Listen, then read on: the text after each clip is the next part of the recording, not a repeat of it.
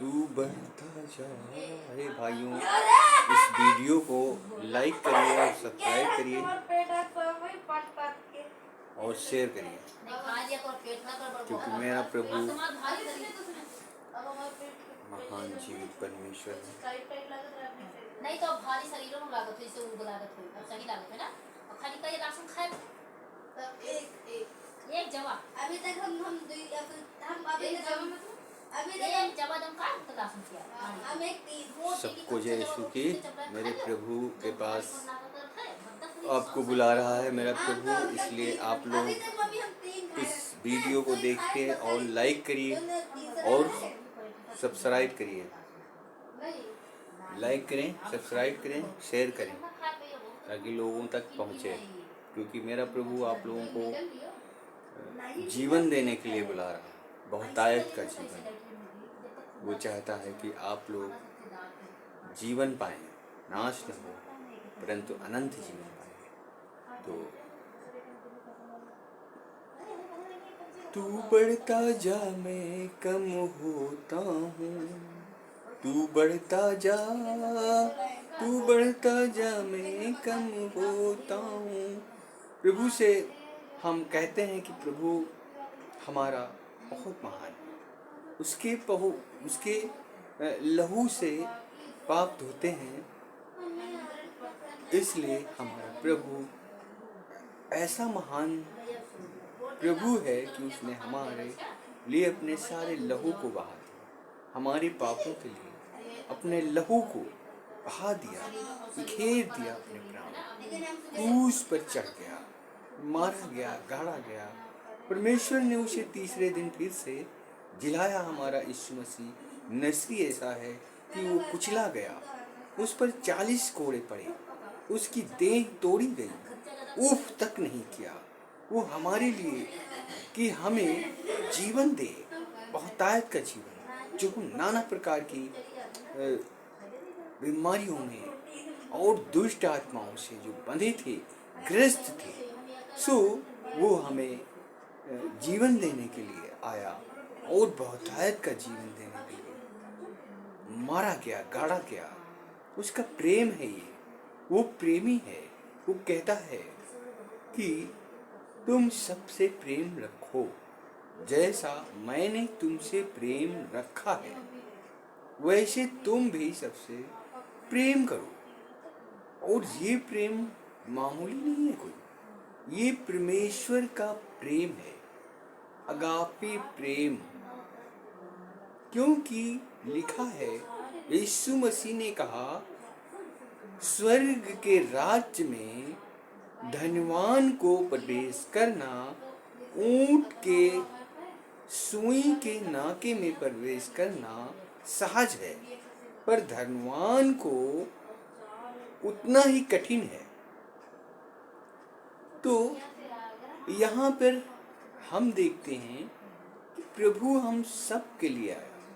जब हम कंगाल ही थे तब वो हमारे लिए आया, और कोई धनवान हो तो उसके पास लोग जाते हैं, लेकिन हमारा प्रभु जब हम कंगाल थे, पापी थे, रोगी थे, तब वो हमारे लिए आया और हमारे लिए बलिदान हो गया, क्रूस की मार सही। लोग जैसा समझते हैं कि कहते हैं कि अरे वो क्या बचाएगा हमें, वो तो खुद मारा गया, अपने आप को नहीं बचा पाया। लेकिन यहाँ पर पवित्र शास्त्र कहता है कि वो हमारे पापों के लिए मारा गया, गाड़ा गया, और परमेश्वर ने उसे तीसरे दिन जिलाया।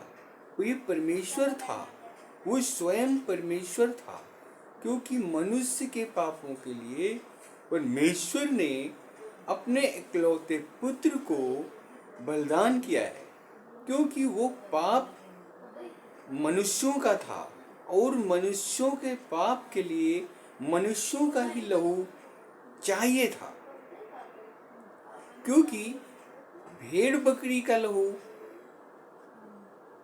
हमारे पापों के लिए उतना पर्याप्त नहीं है, क्योंकि पाप हम करते हैं तो हमारा लहू ही परमेश्वर को चाहिए। वहाँ पर बलिदान होने के लिए हमारा ही लहू चाहिए, जो कि पापों की अदागी हो। तो परमेश्वर ने पूरा ढूंढा, पूरी सृष्टि में ढूंढा, कोई निष्पाप नहीं निकला। तब उसने अपने इकलौते पुत्र को भेज दिया कि वो पाप बलि हो। अब हमें बलिदान नहीं चाहिए। परमेश्वर को हमसे प्रेम चाहता है, उसने अपने आप को बलिदान कर दिया, क्योंकि यशायाह भविष्यद्वक्ता कहता है कि वो निश्चय ही हमारे रोगों को सह लिया, दुखों को उठा लिया, और हमारे ही अपराधों के कारण उस पर ताड़ना पड़ी कि उसके कोड़े खाने से हम चंगे हो जाएं। इसलिए मेरे भाइयों, मेरे प्रभु के पास आइए, हम आपके लिए प्रार्थना दुआ परमेश्वर से करेंगे, और अगर आप विश्वास करेंगे तो आपके लिए वो सब हो जाएगा। हमारा कल्याण आप पर बना रहेगा, हमारे परमेश्वर का कल्याण आप कर बना रहेगा, और आप स्वस्थ हो जाएंगे। हर बात में आशीष मिलेगा, पापों की क्षमा मिलेगी। पर आपको आने की जरूरत है, विश्वास करने की जरूरत है, क्योंकि पवित्र शास्त्र कहता है विश्वास बिना परमेश्वर को प्रसन्न करना होना है। जब हम आपके लिए दुआ करते हैं, आप विश्वास कर लीजिए और दृढ़ विश्वास करिए, तब आपके लिए वो हो जाएगा।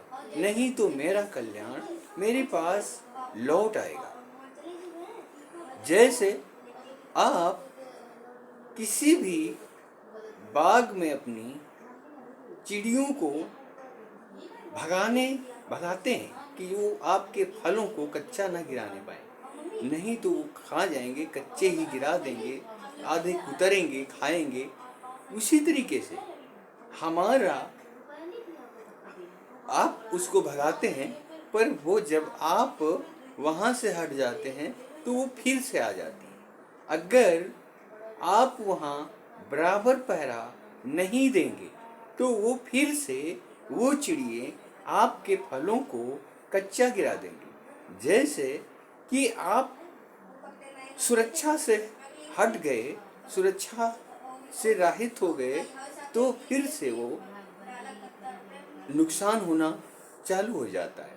इस तरीके से हमारे प्रभु के पास आइए तो विश्वास करिए और प्रार्थना करिए, लगातार प्रार्थना में बने रहिए। कम से कम सुबह दोपहर शाम 3 टाइम तो क्लियर है कि आप प्रभु से कहिए, और विश्वास रखिए कि प्रभु के दास ने, प्रभु के मित्र ने हमारे लिए दुआ की है, हमको संभलने के लिए, हमें स्वस्थ होने के लिए, चंगा होने के लिए। तो उस पर विश्वास में बने रहिए।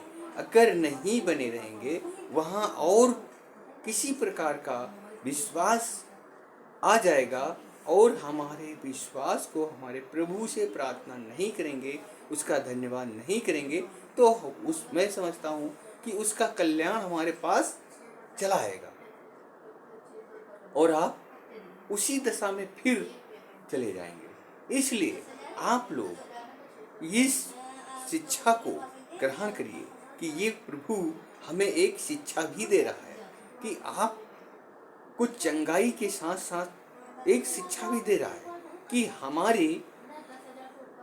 हमको ग्रहण करिए, तो हम तुम्हें ग्रहण करेंगे और आपको बहुतायत का जीवन देंगे। और अगर आपने मेरे से अलग हट गए, मेरे वचन तुम्हारे अंदर से हट गए और बने नहीं रहेंगे, तो फिर आपको कोई लाभ नहीं होगा। जैसे कि एक घर में कोई रहता हो, उसे आप आदेश दें कि यहाँ से निकल जाइए और आप अपना मकान दूसरी जगह बना लीजिए या हमारा मकान खाली करिए, तो वहाँ हटाने में काफ़ी समय लग जाएगा। वो बार बार वो बंदा वहाँ सोचेगा अभी तो हमें दूसरा घर मिला नहीं, तो मैं कैसे चला जाऊँ।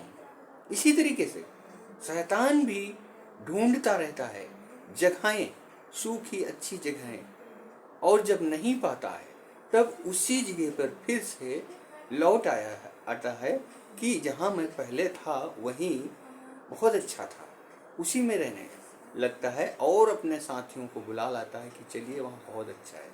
तो हमें प्रभु की प्रार्थना में लगे रहना है, उससे कहना है कि मेरी रक्षा प्रभु बराबर करिए।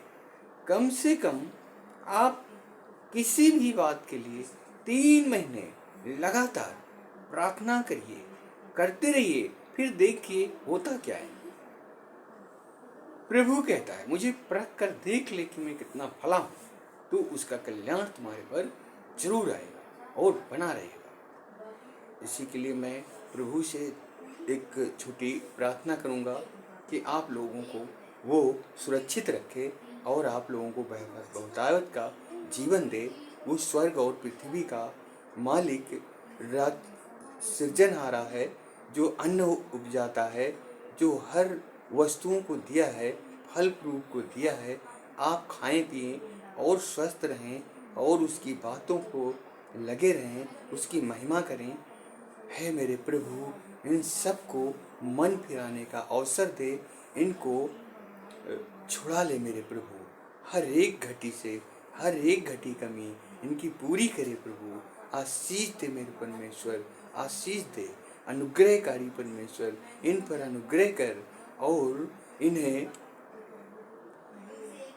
पर अपने मुख का प्रकाश चमका, इनकी रक्षा कर प्रभु। वो जो दुष्ट आत्माएं जो पूरी दुष्ट हैं, उन जैसे कि शराब पीने वाली, बीड़ी सिगरेट गांजा भांग पीने वाली और बहुत सी नाना प्रकार की दुष्ट आत्माएं हैं जो लोगों को सताती हैं, उनसे मुक्त कर दे और तू इन पर अपना रहमो करम, अपना आशीष दे मेरे को। अपनी मुख का प्रकाश इन पर चमका प्रभु, क्योंकि ये लोग नहीं जानते हैं कि ये क्या करते हैं, और ये मन फिराव का अवसर इन्हें दे मेरे प्रभु। इनको बचा प्रभु, इनको अच्छी शिक्षा दे प्रभु। जो मारे फिरते हैं और असुरक्षित चले जाते हैं घरों से, फिर रास्ते में इनका कोई दुर्घटना हो जाता है, इन पर तेरा लहू बन जाए प्रभु, तेरे लहू का बाड़ा लग जाए प्रभु। इनको स्वस्थ कर दे, इनकी पवित्र कर दे, अपने लहू से पवित्र कर दे मेरे परमेश्वर। खासकर मेरे यूपी में, मेरे भारत में के सारे प्रांतों में, सारी कंट्रियों में, हमारे भारत की सारी कंट्रियों में, सारी जगहों को प्रभु अपने शुद्ध कर दे। मेरे भाइयों पर किसी भी प्रकार की, जैसे बाहर देशों में आज कितना आक्रमण हो रहा, लड़ाई झगड़े हो रहे हैं, बहुत सी चीजें, बम छोड़े जा रहे हैं, गोलियों से जैसे कि फौजी मारे जा रहे हैं, और जो आम जनता भी मारी जा रही है, वो परेशान है प्रभु, हताश हैं, कहाँ जाएं, किसके शरण में जाएं, नहीं जानते हैं। तो मेरे प्रभु आप इन पर अपना कल्याण दीजिए प्रभु। हमारा महान हो आप, शक्तिमान हो आप, श्रेष्ठ हो, जीवित परमेश्वर हो। मेरी परमेश्वर हमारे भारत की रक्षा करिए, मेरे परमेश्वर भारत की रक्षा करिए, सुरक्षा दीजिए प्रभु। इन पर रहम करिए, मुख्यमंत्री, प्रधानमंत्री पर और सारे कर्मचारी अधिकारियों पर प्रभु अपना रहमो करम करिए, अपने सामर्थ्य को भेजिए, अपनी सामर्थ्य से भर दे, अभिषेक मेरा कर दे। हालेलुया। अपनी सामर्थ्य से मेरे भारत को भर दीजिए, यूपी को भर दीजिए, मेरे लखनऊ को, मेरे आसपास पड़ोस के जिलों को और मेरे पड़ोसी भाइयों को हर प्रकार की सामर्थ्य दीजिए मेरे प्रभु। आप महान हैं, आपका धन्यवाद हो। Thank you Jesus God, thank you. Thank you, Jesus God. Thank you, God. Thank you, God. Jesus God. Father. Thank you, Jesus God. Father. Thank you, Jesus God. Father.